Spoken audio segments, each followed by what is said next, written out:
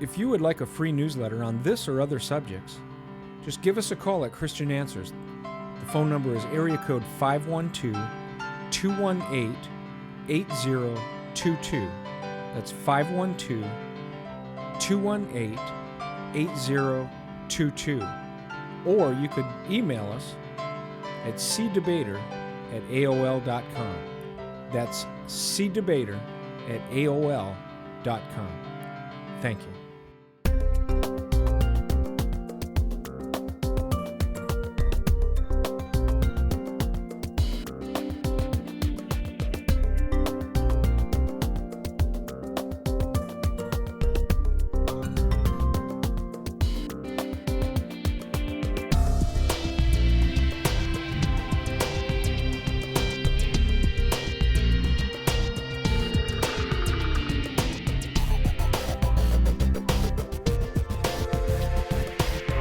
What I want to do today is kind of pick up more or less where I left off from previous shows. I was going through many of the old Watchtower literature in their books. I've gone through this book, The Divine Plan of the Ages, written by Charles Taze Russell. In here you've got the pyramids themselves that fold out, where you can see how he predicts the end of the world based on pyramids. Divine Plan of the Ages. And of course, here is another book by Russell. It's The Time is at Hand, from his Studies in the Scriptures series. And we went into how he predicts 1914 as the end of the world based on reliable Bible chronology. And we were getting into, there's a gap between when we did the first 4 shows and these last 4. And I believe in a previous show I had gone through another book that was printed by the presidents of the Watchtower, which the second one was called J.F. Rutherford, and known as Judge Rutherford. And he wrote this book, Millions Now Living Will Never Die. And of course, in this book, which is published by the Watchtower Bible and Tract Society, he predicted in pages 88, 89, and 90 that 1925 would be the end of the world. And it's all documented in their book. 1925. So basically, the Jehovah's Witnesses, as we documented in previous programs, have a bad habit of predicting the end of the world and getting all this, what do you call it, fever pitch excitement going about the end of the world, and join up now and don't get wiped out at Armageddon. But then suddenly the world doesn't end, and they keep coming up with different dates and new dates. In fact, we have lots of literature available for anyone that wants to call or write, documenting in detail all the specific dates that Jehovah's Witnesses have come up with to predict the end of the world, from the 1874 to the 1878 to the 1914, 1915, 1916, 1918, 1925. You get into 1941, you can get into 1954, and you can also get into the year 1975.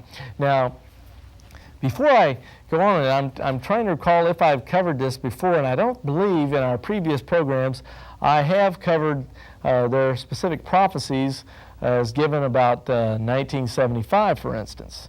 And let me just bring out some of this literature, since it's all about me. This is actual Watchtower literature, actual Jehovah's Witness literature. That's not something I wrote or created. This is their own material.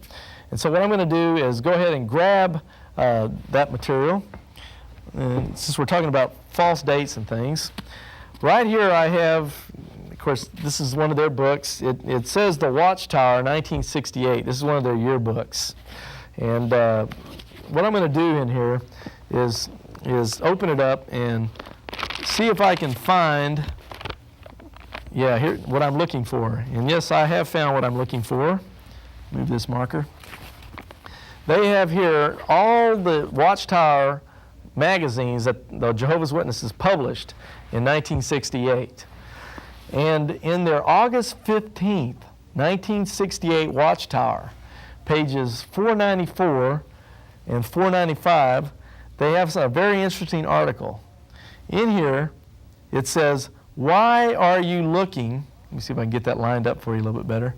Yeah, there we go. "Why are you looking forward to 1975?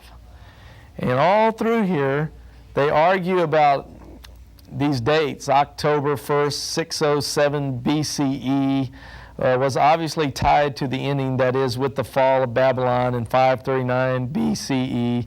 So with 607 BCE as dependently fixed. Basically, all I'm saying is they give all these dates, all these calculations, all through here, as to how they're going to predict the end of the world. They bring in all these other dates, 997 BCE. They get into some Bible historical events all through here. I'm just trying to save time for the sake of time. I get into this thing. Back here on page 498, it says 6,000 years from Adam's creation. And they give the exact dates, birth of Seth, Enosh, Kenan, and all the different sons born in the generations.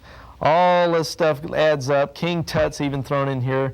They start adding up dates. 4,026 is added to 1,968, allowing for the lack of a 0 year between CE and BCE. One gets a total of 5,993 years. Okay, well, basically all this is said so you can get a date. What is this date that Jehovah's Witnesses want you to believe in? Well, down here it says, that means in the fall of the year 1975, a little over 7 years from now, and remember this is written in 1968, and not in 1997, as would be the case if Ussher's figures were correct. They had that in parentheses.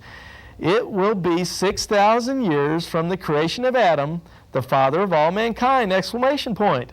Whoa! And then what does it say right down here? Adam created at close of sixth day.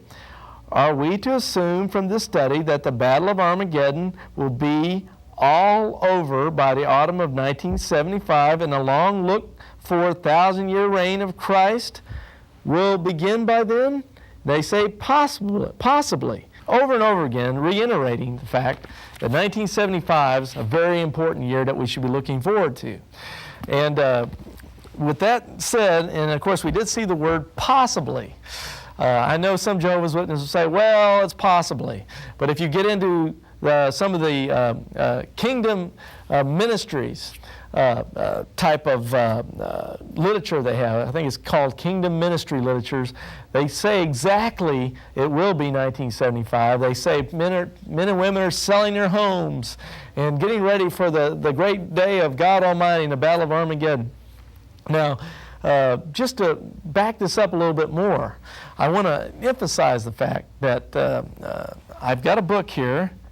Here it is. Life Everlasting in Freedom of the Sons of God. This is the book that gives us a specific date for 1975. Now, we saw the Watchtower magazine was saying this time, but we must realize that it's not just the magazine saying it, it's all their literature. It's spread throughout. The Watchtower Bible and Tract Society puts out much literature besides their magazine. And so it only makes sense that they'd be talking about this end of the world date, 1975, and other literature they published. And this is one of their books, Life Everlasting in Freedom of the Sons of God. If we look in here on page 29 and 30, which I have right here, let's see what it says here. According to this trustworthy Bible chronology, 6,000 years from man's creation will end in 1975, and the seventh period of 1,000 years of human history will begin in the fall of 1975 CE. Now remember, all they're doing in this book is like they were doing in the Watchtower magazine that we looked at a minute ago. They're figuring out all these dates and adding up chronologies and times and all that kind of stuff. And they come up with this 1975 date.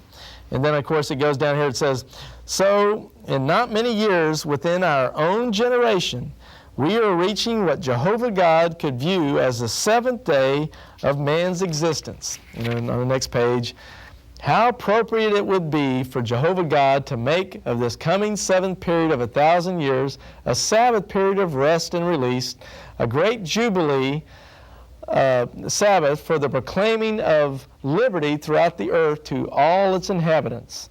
And then it goes on to talk about all this great stuff and living on, you can live in paradise on earth. And here once again is all their chronology, dates and times and how they figure out this 1975 thing.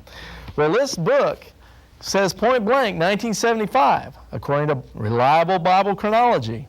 And there's many other books the Watchtower's put out. Like there's a book they put out, and I think I've got it laying here somewhere, but it'd take me too long to find it. But on page 51 of that book, they predict with no qualifying statements whatsoever, 1975's the year. They don't say possibly or perhaps or anything like that. Much like this book, they just say 1975's it. And the name of that book is God's Eternal Plan, God's Eternal Purpose, Now Planned. 1974 edition. The year before 1975, that book came out by the Watchtower, and it predicted 1975 as the end of the world. Now what's funny is, we all know that 1975 came and went, and of course, we're still here. And 27% of Jehovah's Witnesses voted with their feet in 1976 and late 75. Voted with their feet and left the Watchtower Bible and Tract Society. And why did they leave? Because the Watchtower Bible and Tract Society predicted the wrong date. They said the end of the world in 1975, they're supposed to be Jehovah's only channel of communication, yet it didn't come to pass. It didn't come to pass any more than when they predicted 1925, or when they predicted 1918, 1916, 1915, 1914, 1874. What happens with false prophets? False prophets have a very nasty tendency to make false prophecies. And as I've mentioned in previous shows, Deuteronomy 18, verses 21 and following, says that if a man presumes to speak for God, and what he says does not come to pass, you're to have no respect for him whatsoever. He is not a prophet of God, and you're to just treat him as just some false prophet. You have no respect at all. So that's the situation we find the Jehovah's Witnesses are in. They predicted dates, they stated it in black and white in their books, and it didn't come to pass. Now, when you ask a lot of Jehovah's Witnesses about this, most of them that have been in there a long time, at least for Jehovah's Witnesses 75, a lot of them will tell you, well, we never said anything about 1975. It's not true, and they're making it up and all these kind of things. Well, it's interesting that you get this kind of reaction. And a lot of times they'll tell you other interesting things, but they're simply following what the Watchtower Bible and Tract Society would have their followers to tell you. And what is that?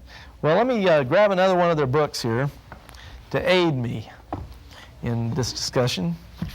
The book here is called, this is a Watchtower book called Aid to Bible Understanding. And this is a very interesting book because this is written by, back in the 60s, by three Jehovah's Witnesses. I know one of them was Raymond Franz. And I believe now all three of the high-ranking Jehovah's Witnesses that wrote this book, Aid to Bible Understanding, are no longer with the Jehovah's Witnesses. I know the lead writer, Raymond Franz, who's the cousin of the longtime president of the Watchtower Bible and Tract Society, Frederick Franz, who was on the governing board of Jehovah's Witnesses. That's the elite of Jehovah's Witnesses. But the three men that wrote this book for the Watchtower are no longer associated with it.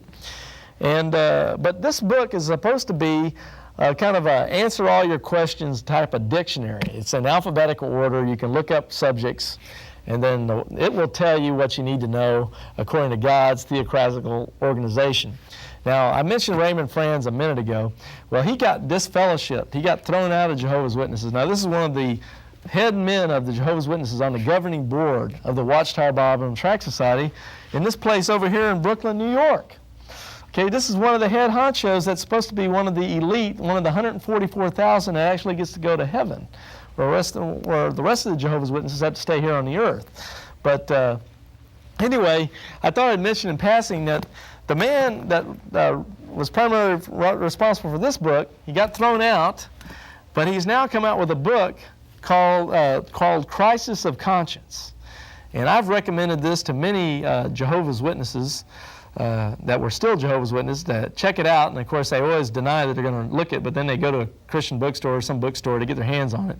It's let's see, who is it published by? It's not on the outside. It's published by Commentary Press out of Atlanta, Georgia. And date on it's 1983, and of course in the inside cover it says Raymond Franz, former member of the governing body of Jehovah's Witnesses. And in here he tells you he's got photostatic copies of actual Watchtower magazines, literature.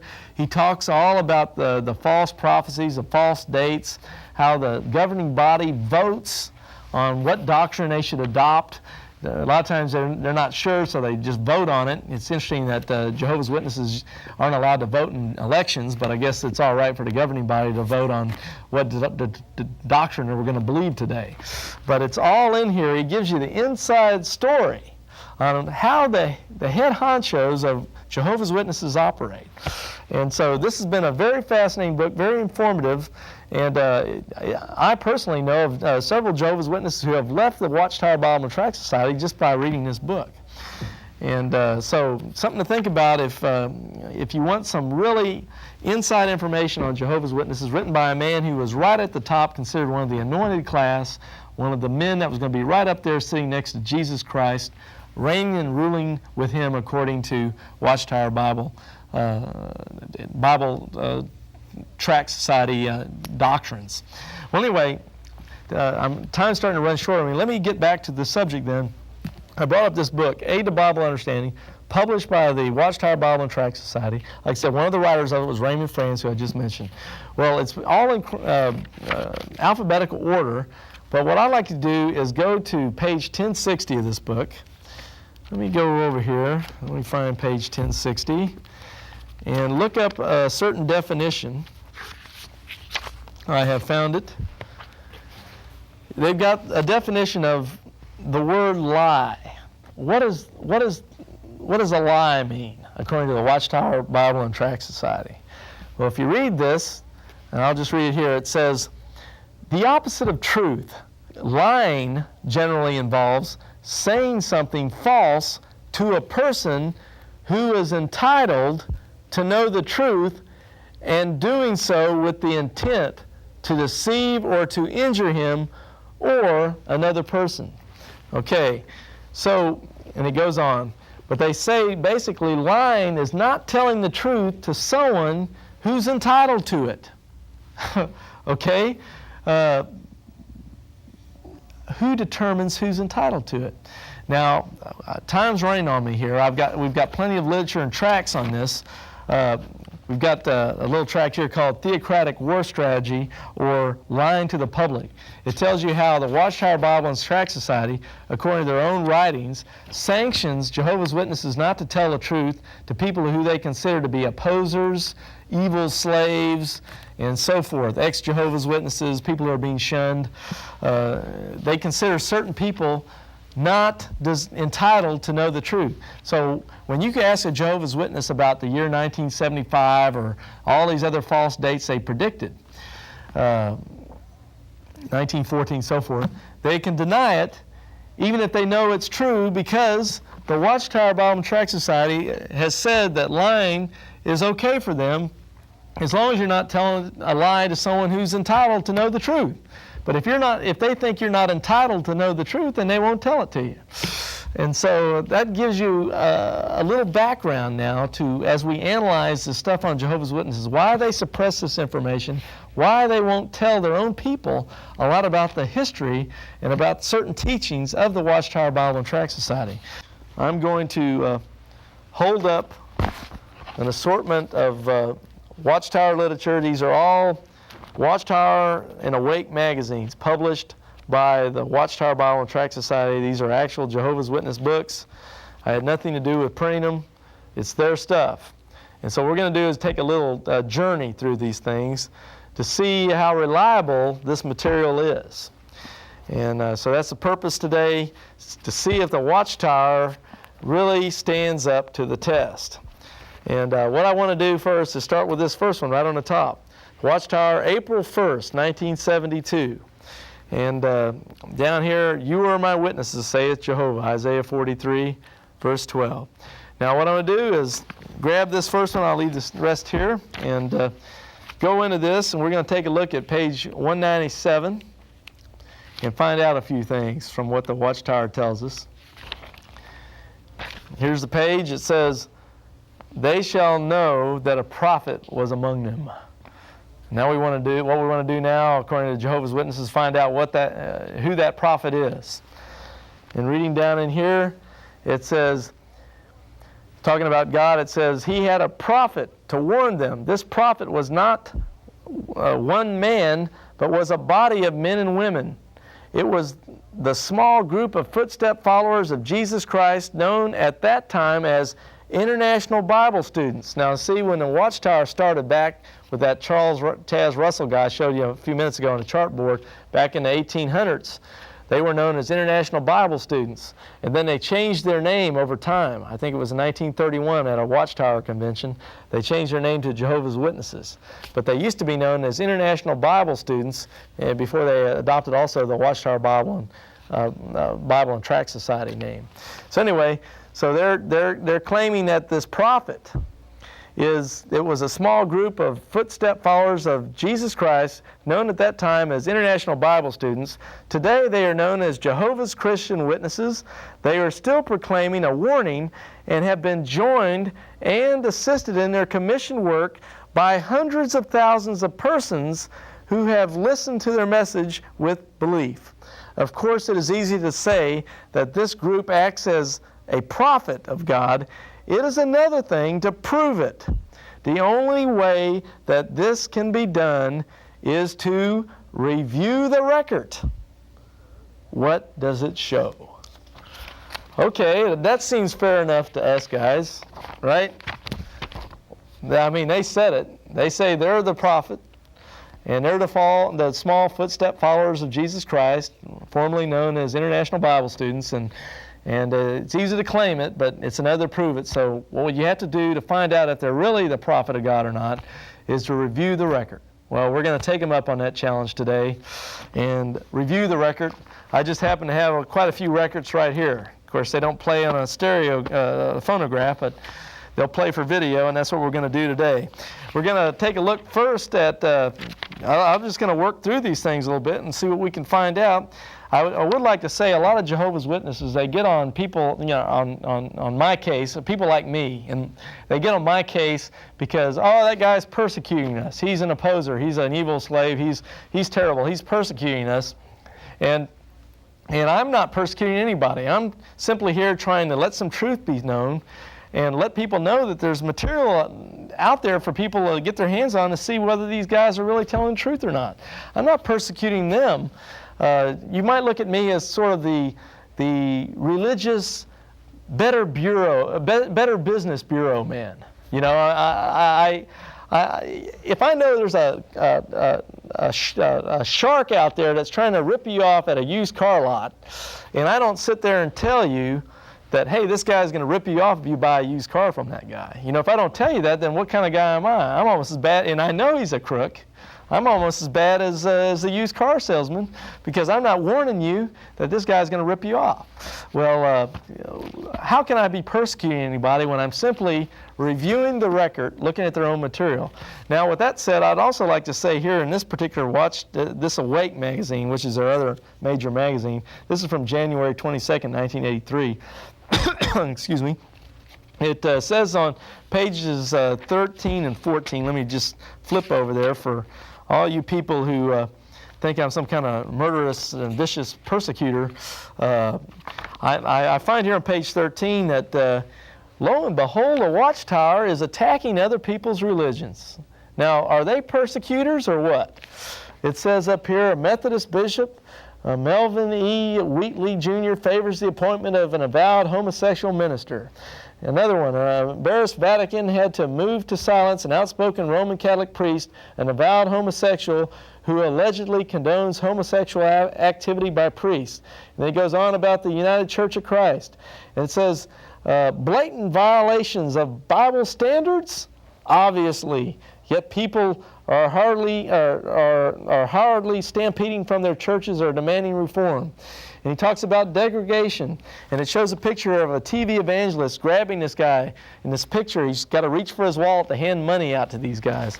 And it goes on about what a bunch of crumb bums all these other religions are, the different religions, just all through here. It gets after Oral Roberts down in here, Rex Humbard, other denominations, and it says it's nothing but vice-ridden religion and politics. Oh, that's terrible. Well, let me ask you, are the Jehovah's Witnesses persecuting these other religions? I hardly think not. They're simply trying to point out what they perceive to be errors in these other religions. Well, what's wrong with someone looking at their religion? They look at everybody else's religion. Why can't someone come along and analyze their religion to see if they're telling the truth? That's all I'm doing. I mean, give me a break. So anyway, that said, and I know that's a major Jehovah's Witness defense. Oh, he's persecuting, he's an opposer, but all I'm doing is what the Jehovah's Witnesses have asked me to do, review the record, and after all, they criticize other religions. Why can't I come along and do, we don't want a double standard here. We're just trying to get at the truth. That's all we're trying to do. There's no persecution intended. We're reviewing the record as we were asked to do. Okay, now, we got a Watchtower here, January 15, 1974. Now we're going to take a look at page 35, and we definitely want to know what's happening here. We're reviewing the record. Let me just flip over here. These pages don't turn too good. Oh, wow, it was right up front.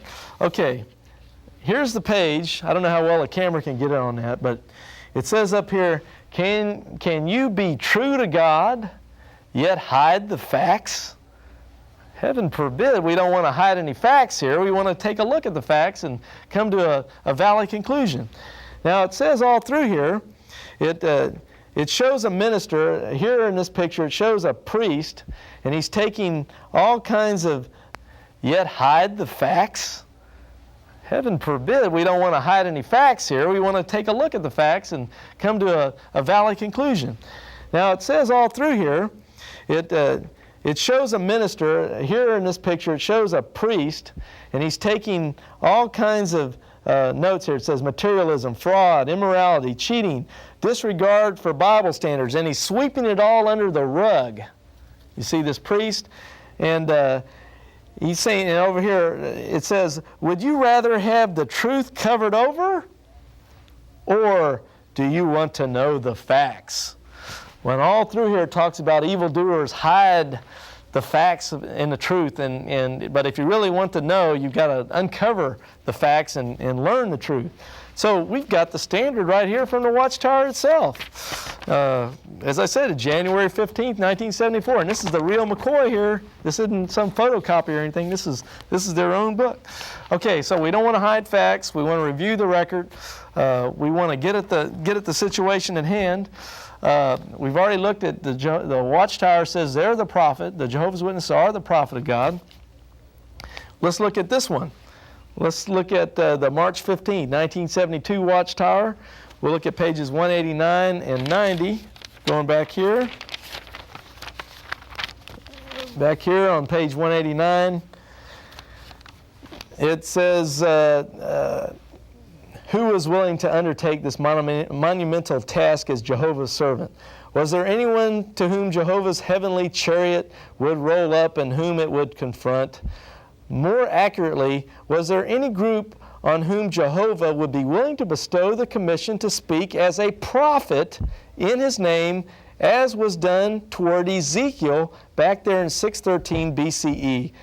What were the qualifications? Certainly such a messenger or servant group would have to be made up of persons who had not been defiled with blood guilt, as had Christendom and the rest of Babylon the Great, the world empire of false religion, by sharing in carnal warfare. Who would they be? And it goes on and all about this, Jehovah's prophet. And the next page, it says, for this reason, forthcoming issues of the Watchtower will further discuss the identity and work of Jehovah's commissioned messenger as revealed in his vision to Ezekiel.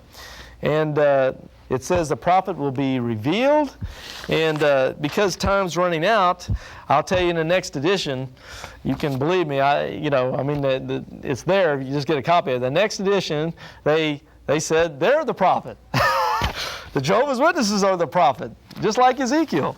So, with that said, I could also go into other things like the August 15, 1950 Watchtower. I'm running out of time here. I want to get into some interesting points, so I won't go into detail on all this. So I hope you believe me, but we've got their old material. They tried to destroy a lot of this stuff, but they couldn't get rid of it all. So what can I say? But here they're inviting investigation. In this Watchtower, the August 15, 1950, they invite investigation of their claims and doctrines, so that we're only doing what they say to do.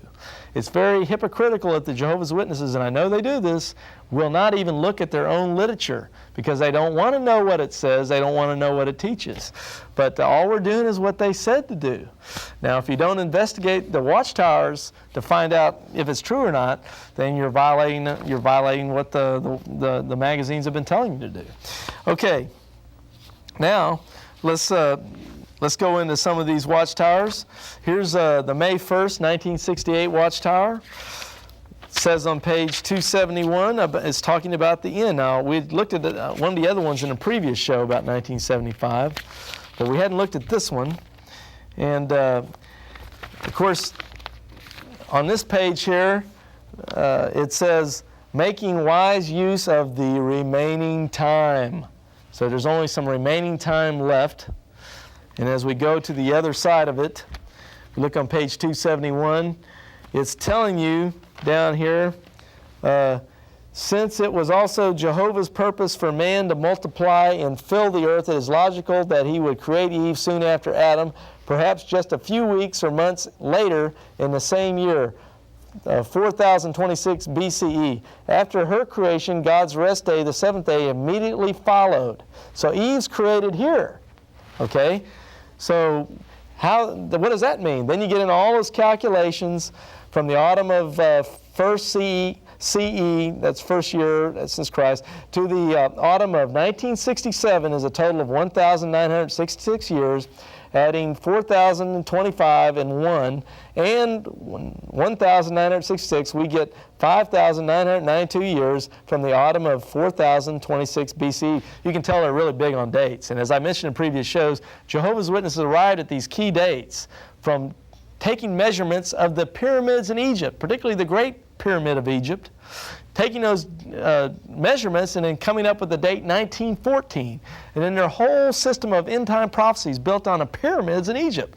Now, if you don't believe me, go back and check the earlier shows. We went into that in detail. I don't have time here. But as you can see, all this crazy stuff about all these dates, they end up here as they go. Thus, 8 years remain to account for a full 6,000 years of the seventh day. 8 years from the autumn of 1967 would bring us to the autumn of 1975, fully 6,000 years into God's seventh day, His rest day. What that means is the end of the world.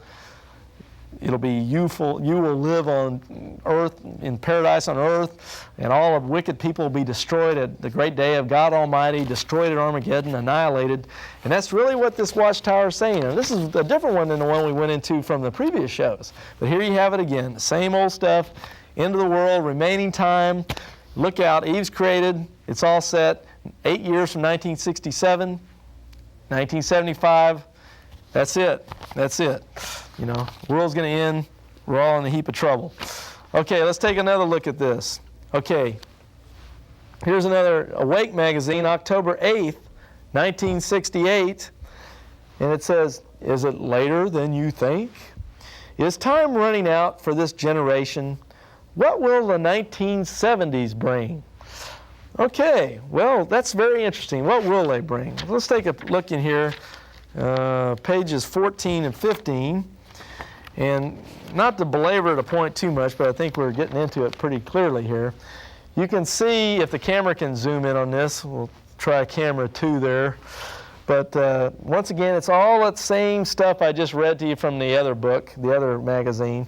They're about the 426 BCE, the one, all these years adds up to this. And then on the other side of the page, they've got the, let me get it lined up there. They've got all the chronology, the whole bit, 6,000 years.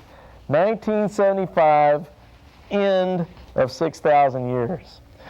And of course, they tell you all about it down here in this text below, but they say it quite in a cavalier way. 75 is the end. And of course, when the end comes on the next page here, we can get that.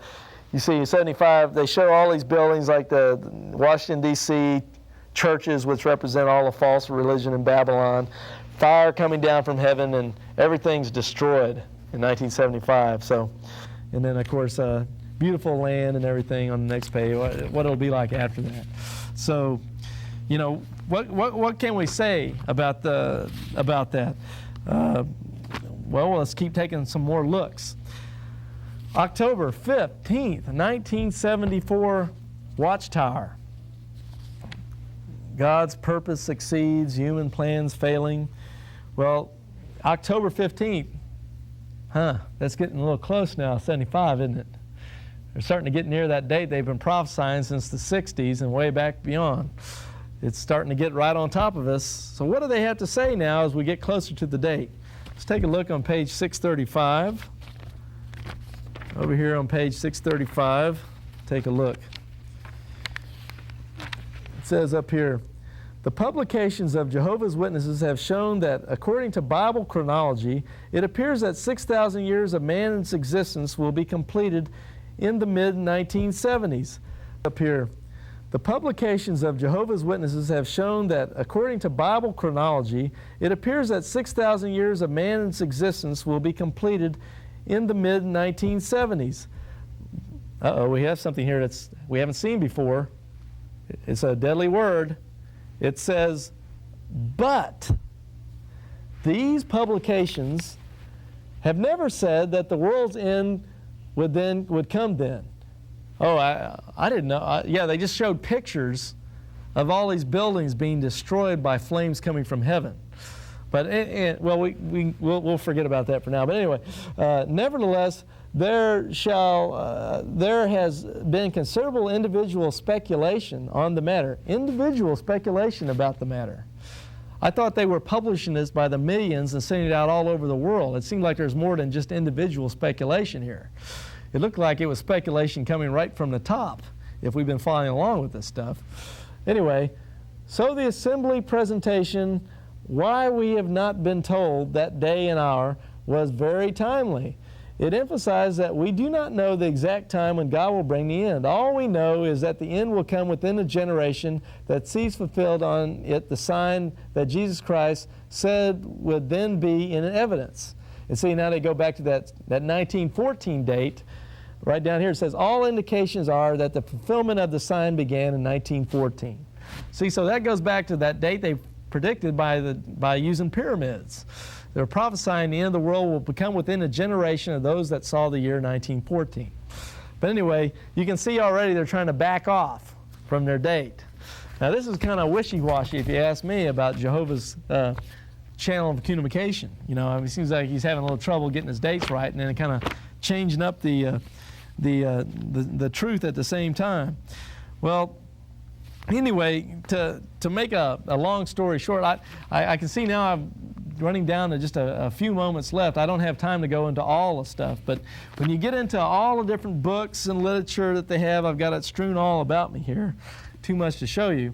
That I don't have time to get into it all, but you can see already that already in 1975 they backed off from the date. With their other literature, they started to say, well, some people got their hopes up about this date, but we know that it really didn't work out. And like I said before, 27% of all Jehovah's Witnesses left the Jehovah's Witnesses after 1975 because of the false dates, all the false hopes and predictions, proving that it's not truly of God. Their doctrines, their teachings, things that they say just didn't work out. And with time running out on me, I want to just kind of digress from the subject a moment here. And I want to tell you some things that are kind of interesting about Jehovah's Witnesses. I've got plenty of watchtowers to go through here yet, but I'll have to save that for another show along with some other literature and really have to go through it speedily. In fact, I'll probably summarize a lot of the material as I hold it up to the camera without really reading it in detail like I have in past shows, simply to get more of the material into the program. Well, with that said, I think I think if I've, yeah, here we go. Almost lost my questions here. I've got some questions that I would like to get on videotape for the sake of the audience. Did you know these watchtowers are filled with questions.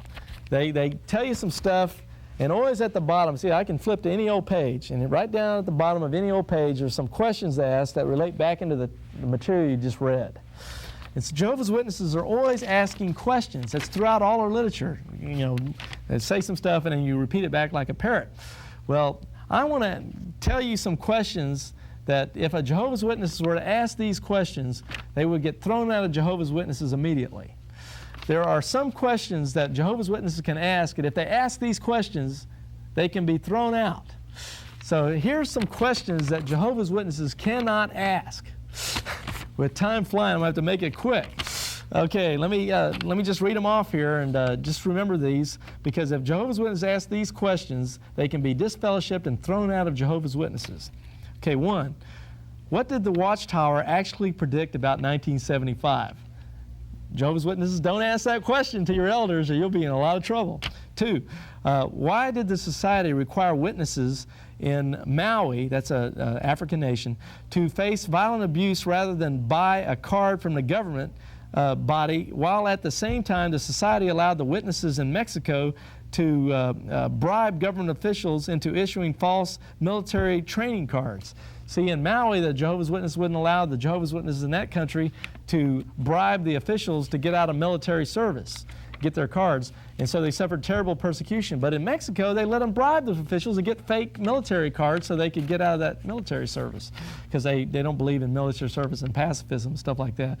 So you can ask that question and then get you a heap of trouble with Jehovah's Witnesses. Okay, also, 3, why was the San Diego mansion called Besserin purchased for the resurrected princes, but was later sold, and before that given to one of the Watchtower presidents to live in? You don't want to ask that question. 4, why did the society under 2 presidents use the Great Pyramid to come up with the date 1914, as I've mentioned before? Why did the Watchtower literature for many decades teach that Jehovah God was a being who resided on the star Alcyon in the Pleiades star system? Now that gets me to the next show. I've run out of time here. I've still got 3 questions. We'll save those for next time as well. But that gets me back to where I left off after episode number 4, when I was about to tell you about angels and the strange teachings of the Watchtower Bible and Tract Society. We'll get into that in the next program. So please stay tuned for that. And in the meantime, please call our numbers that have been appearing on the screen right at the end of the address. We'll be glad to send you information.